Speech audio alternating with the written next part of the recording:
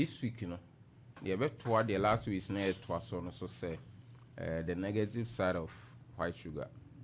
The negative side of white sugar. Yeah. You no any and shed any positive BBR shed sugar no. Sugar.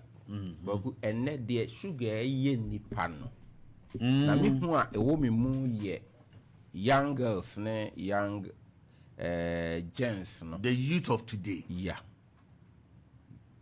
A very dangerous. The youth of today. Because e bi adesua nko wie ye no o mu tie ni bibe hunu ni nti a esese nanu me yam shimi ma me yonko bi na ye nyina ye to nchechera mo so nde wa kaise nchechera wo hono a ede which eno so de normal to nchechera no de gu adem de sugu hono na wakoto sugar sa to milk di gu na say be ma udi we nyina egu yam o sa anye de enga wo crowd be gu yam na enjreche na emedru bebi a na onfangu yam enga crowd be gu yam ka so be gu yam enchechera no ya extract fiber na frame ye yi ntete no be frame nti akoka aburu no bibie nim anase bibi wo mu kra na nutritional values no swa okay ena yenim nti yako ade sugar de milk aka nchesha na kwaso mse salt wo mu yeah, sometimes the salt gum the sugar with the milk yeah, the salt aka the salt aka na why sugar no to de acheche no ohwiegum saa na milk no so oba no ohwie ni nyina gum afi na miye mo ahyeme ama no but yenhwe ya pomudin yi yo omfa normal yenhwe ya pomudin yi enam se yenhwe ya pomudin yi nti omo hunu amane pa ya beifo ana se menka ne se omo ayisusu se omo ya beifo so thank you almost so be beifo as adia medical kano pempi wo ha se adia se investment se ye health mpenimfo na aka to hotete o nyame na mekan o se o won kwa na wade sure na the sugar last 2 weeks as the last 3 weeks me katre na fidie so se madam fo baako makatre na ma wo jai sugar yeah no so oduru adwuma mu no na ase aduane odi ni fie no na ase o mfili na monkoto porridge mori koko ni bi mre no na omo de esichire kakra gum ansa no mano owie na se otete no asa de esichire gum se omo de salt sa gum se omo se salt no de gu fra esichire egum a eye dem mo yeah no se anajo no mana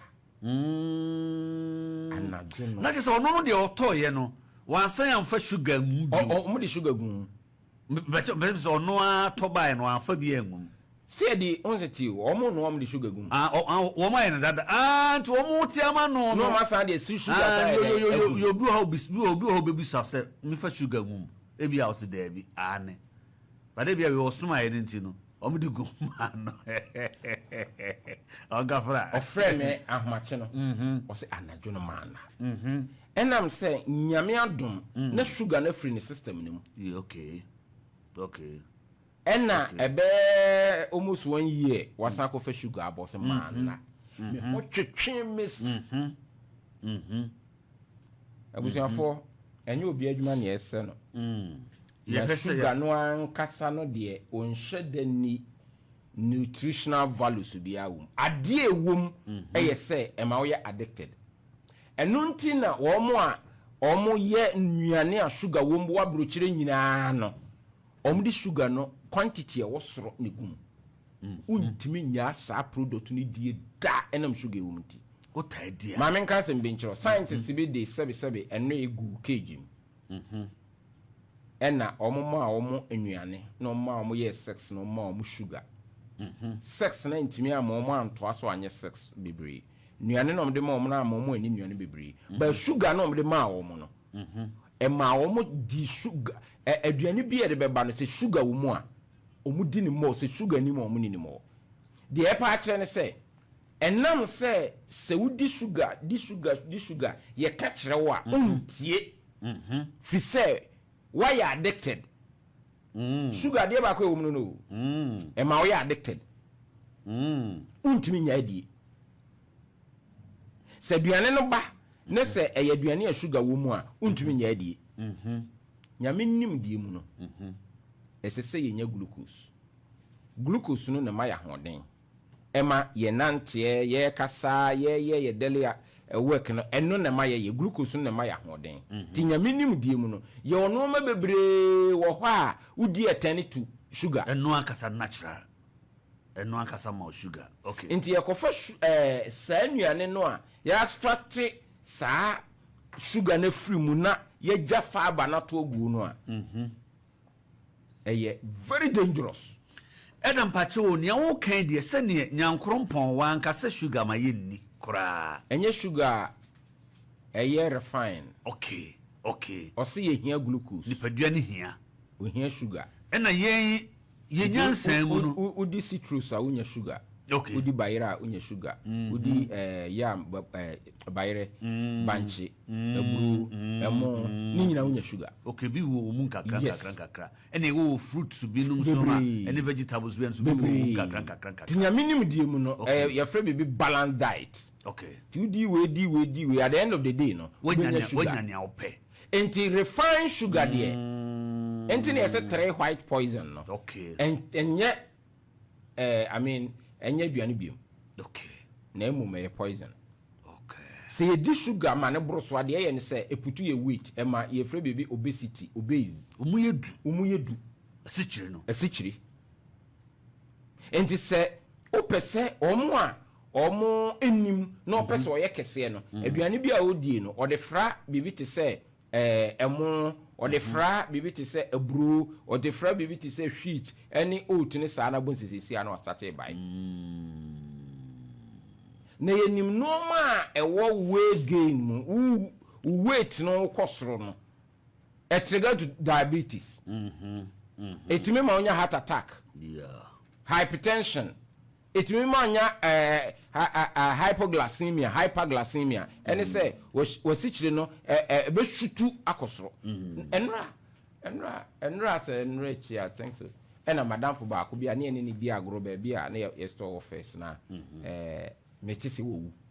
boache ewu wo ni sugar drop oi ena mo ko pe the remedy last time na me kanom pe bi manom se kofie na wo fie a try so be call hospital na wo kofie I don't know say na bia financial whatever na okoshe dem ena esan ba ye trigger ye hono de na wantimi an survival nti abusuafo a ye tie enye obi adwuma na wo de efasi wani so say o pese 1 month pe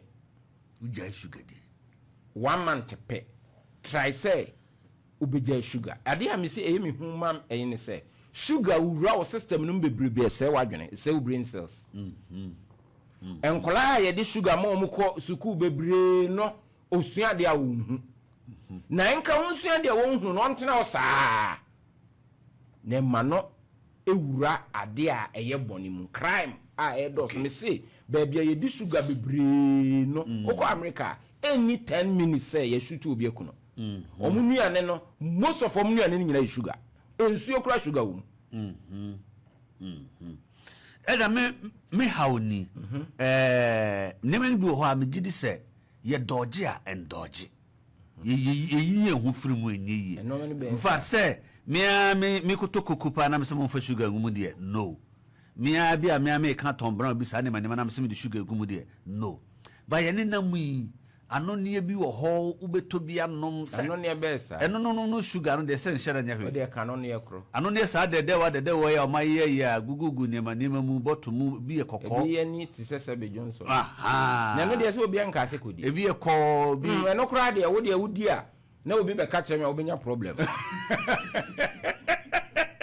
this se me di bi se me de dodge emfa no on the most serious no na articulata sa flat body ni bi o ma lodu sa drinks ni bebrebe guso na esan ba ko pe na ehunu ebi wa na to so 10 enipa na ekonom ni nyina asana mo wie mo ana gentleman am no say ye wu niema we nyina ye be no ma the crime a ekoso nyina fa kese gina saa no ma no so substance na ye consume no so no bi ka se manem de say e ba sa nema nema we hu a we de mrofo kra ye nyi wo mu ni odi frabru chire ba kra no ehu eno na ye ka ho asem no sugar ye na bruchire ya anya like Africa. Oh, okay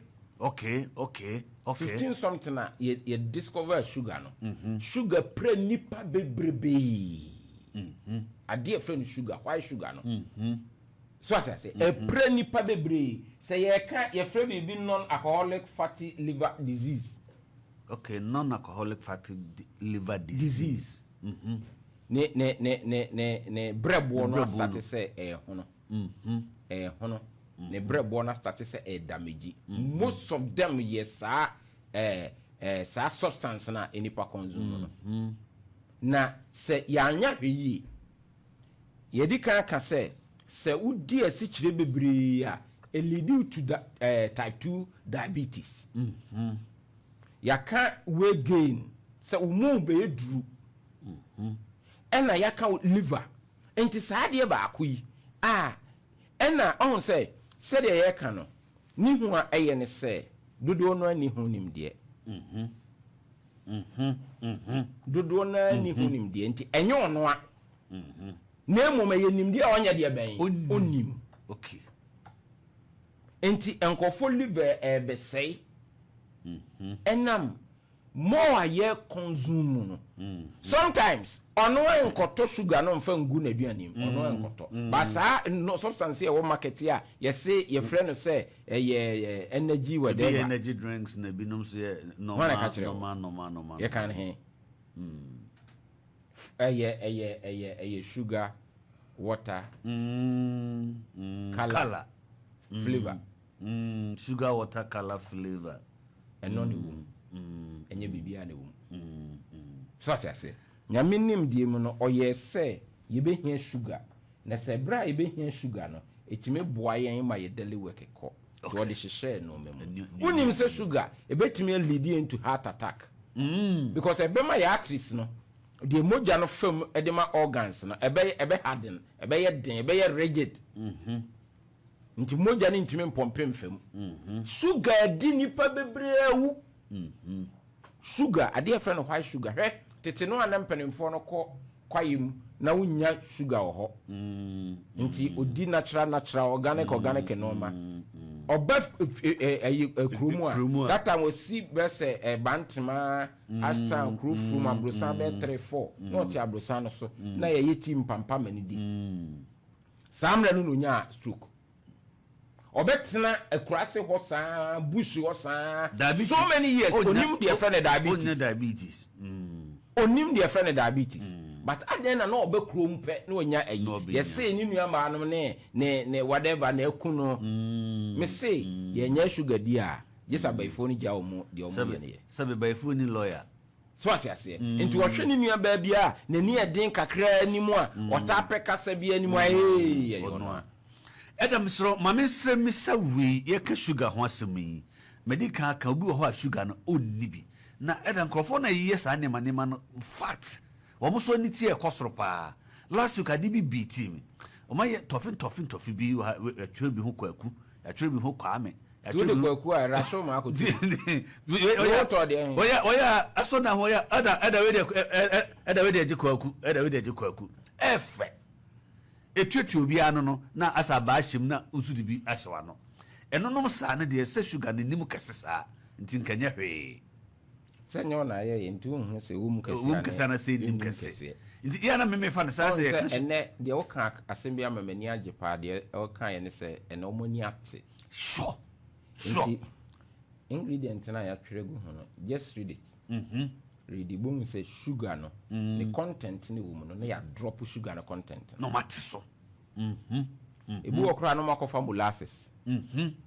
so na sugar adan na wo di sugar no sie obi wo beka say sugar free enso obetise a what is sugar wom adan no mo di sie senye dangerous a na o nutritional value so a wo di sie adan okay sugar ma inflammation yen honam akoyi a ehonhono yi ni kotodwa hono sugar ni kotodwe ahono obu wo ho a wo se mabeti ahono ene ade ekoso ba ko ye stiff neck ene nipek ye stiff neck me kon twa me kon a entwa ni related to sugar so as I say enti kwa ku medium e4 me tuo ni say moma ye ntwe ye ho emfree sugar ho okay kaka ayenya no bebre kaka elias na ye ka ho asem say e kaka e doso most of them ye sugar odi sugar no wantimi am pesti ye enti ama ne gram no sugar no akodoje ase enti emutimi bon ntokuru mutimi bon ntokuru sugar de no no o ka sugar samo eye enam se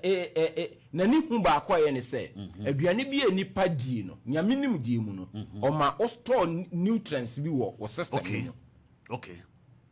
so what I say okay and sometimes emre bi ebesua pre fasting period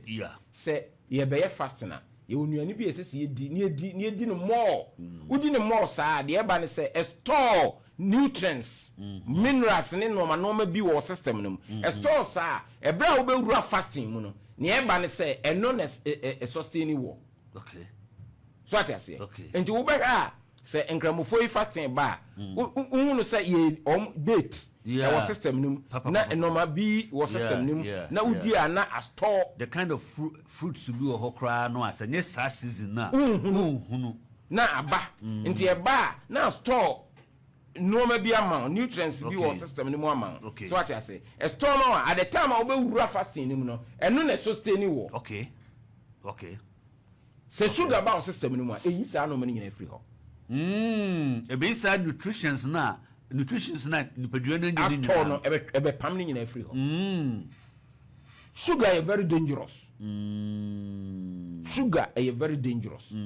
obi odi sugar mo bia no ade a oye no ni jaye eden I no na mentia say so sugar no e addicted so am I addicted say nka fa na say oye no ma taste ya kondo a no akopedi e na ope enti na omo num cocaine no omo heroin ne narcotic drug no ye kase ni nya ya o ka kire se enye easy so obejai sa na sugar tie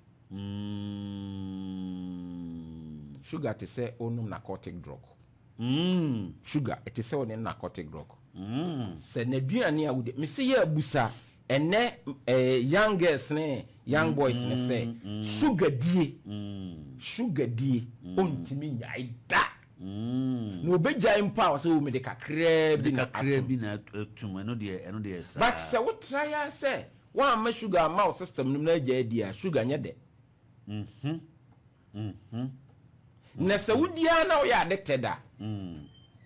bibie ni ho a enoma ekoso a eye bibi ti say something like say you say street no so e ma ne me masem ene uhwemu a eye noma mienu enye sugar narcotic drug and then no sugar no so timi say adwene narcotic drug me fa ne say alcoholic beverage unumu a egu yefunu numu a then straight to adwene to the brain enti ubo no say wona ne te wona mudi nkomo kama o ha say sere no a sha say or misbehave sugar no ma onye sa okay sugar no de ma onye sa but de be ne say ebe say wadwene no brain cells no be say no e say no a crime nkwa na akọ akọla yesi akọla wedie na so de akọla wedie na so de mon check the diet okay and be sad nema mienu on this sugar no ye wo mu ahoro bebrebe a na okọ shops na brown sugar ni nyina sugar samum ni nyina sugar we am say we dey brown no dey ye ni nyina sugar no maka cho say what diabetes are the brown sugar ni nyina sugar what diabetes are uhia glucose na dey na abenya glucose you fruits bebrebe abenya glucose na man insulin na very active me koto kokwa anu me no so me kwa kofa bibi wa hinam de agum se dey ko betima fa ani okay kakra Obi wo ha ode eyi your friend is sign date. No a blended date. Obi man bi sam say there was a date in our brand. It is sugar yeah. It is ani pepper. Nti wudi a wunya the sugar taste no film. Now what saying nutritional values asan film. Okay. Sorry I say. Nti ye here sugar. Not two ways about that. Ye here sugar. But ye here refined sugar. The whole market na ye brown ni nyina sugar. Ene your how power ade we dey me ye kan we ho asoma me how me wo pa ye mothers of today. Yeah. Eneyi awofo ne ma awofo enkwada ne disuuje woni binum tra commercial car mu akra no wa kan asem bi o se ododi an enkwada ne disuuje why addicted why addicted into free sabre no ya addicted na so okonya be say 25-30 years na o decide kwa na ya ye bibi nti e ma no kra de wo kwa aware a wo benya problem because of sex life ebeye bibi e wo ho nkwada no bebre aduane si ho mpo a opede e de won nanu yes why addicted it is obedi di kakra age se bi a ne abeba baby no because akalipo bi a drink bi e hye ne sabe nkum mu ansa na watimi adiwe no kakra wi a no dem so owura efom ha ya ko tenka ho ne busa o mo se I mean onya na court drug no bi no ma den na ya wo dey replace no e sugar timbre bi ade ede nti bo say most of them no sebe o mo sen tutu yeah most of them o mo sen tutu so at yase a swingy mood sometimes otimi ye din not ho say oyere ana ukunu na oyesa eye nsempi sugar pre nipa bebre bible kra de oka ho asem say eye na ada aduane oka Proverbs 23 1 and 2 I think 1 and 2 3 no not okona no obrempont na say odidi susu ye wo onim no na wo ye dufuru pefo a ete say ode sekan to minim e ma wo kon no na dokodoko de no okay Hebrew kasa ne say eye sugar ade ede Oma okondra o se ete se wo de sekan to trutum okay kwa de besi ha